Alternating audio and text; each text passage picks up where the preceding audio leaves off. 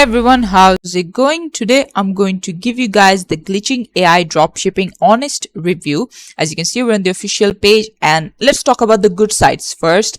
As you can see, they will automatically find winning products for you before they get saturated. There's also a course available. You can just do dropshipping like from A to Z. Everything will be done from them. They'll generate pages, like also do like ads and everything, cost effective. So one thing that some people noticed were the profit margins. Basically, it was like they were selling something that was $8 for $9, something like that. So like the profit margins really suck, but that's one of the case. And also, not all the time you can rely on AI completely. You also need to rely on customer feedback and what the niche actually wants instead of just relying on AI. So I would say if you're doing it, be active with it, like see what other people actually want to buy, and don't just put up random products. And yeah, this is it for the video, but you can